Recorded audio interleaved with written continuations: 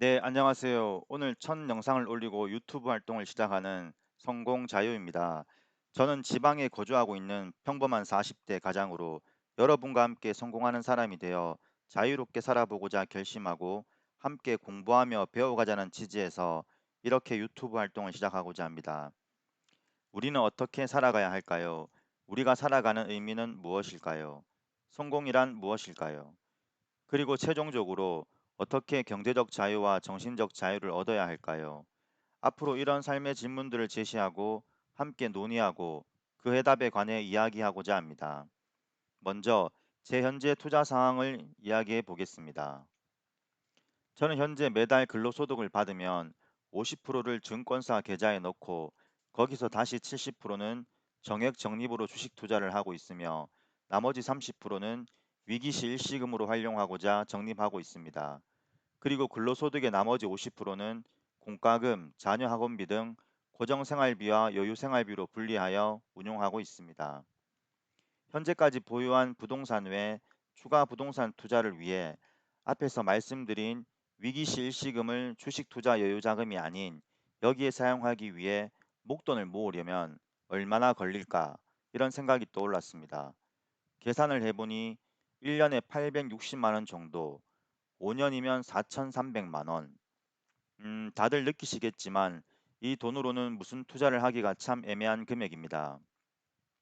이런 생각을 하다가 앞으로 시간이 지날수록 인구는 줄어들고 사람들은 더욱더 서울 수도권으로 몰릴 것이고 지방과의 양극화 현상은 더욱 심화할 거고 그럼 내가 거주하는 지역의 부동산은 일단 여기서 직장은 다녀야 하니 매도를 하고 월세를 구해야 할까?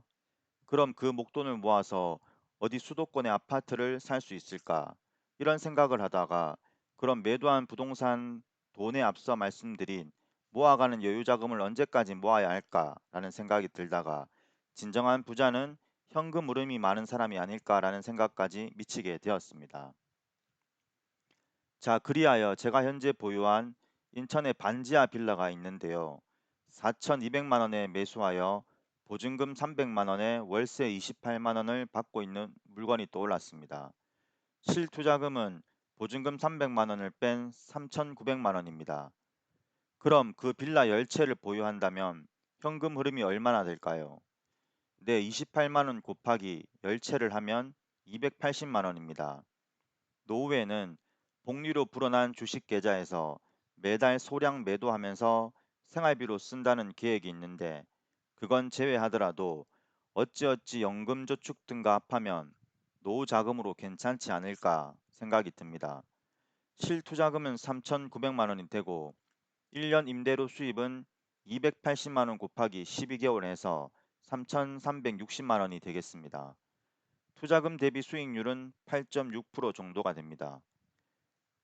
네, 그런데 우량 물건인 아파트 투자시를 가정하여 말씀드린 투자와 비교를 해보겠습니다.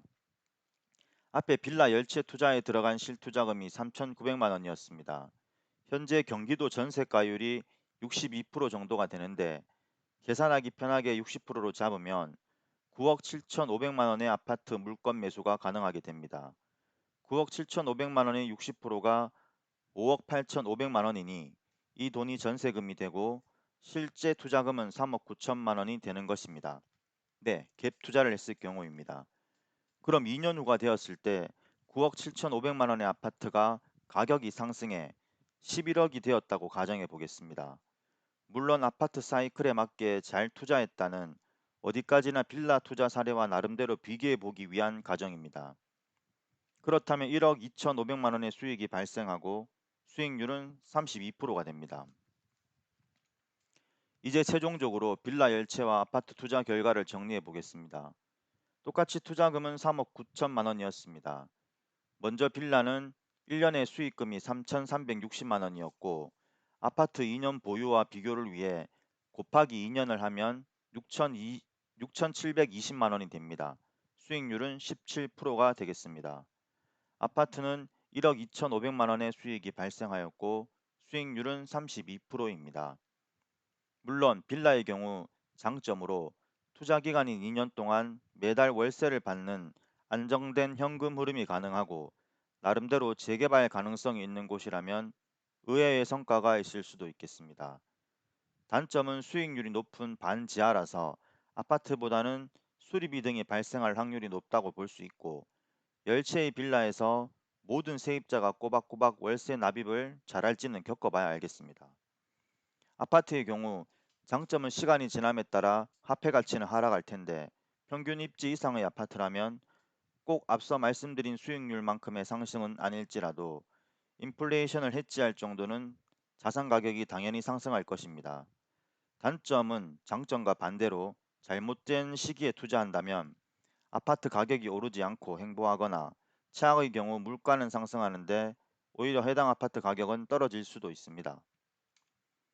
여러분들은 과연 어떤 선택을 하실지, 그리고 경험이 많아 한 수 가르쳐 주셔도 좋고 다른 좋은 방법이 무엇이 있을지 등 자유롭게 댓글을 달아주시길 바랍니다.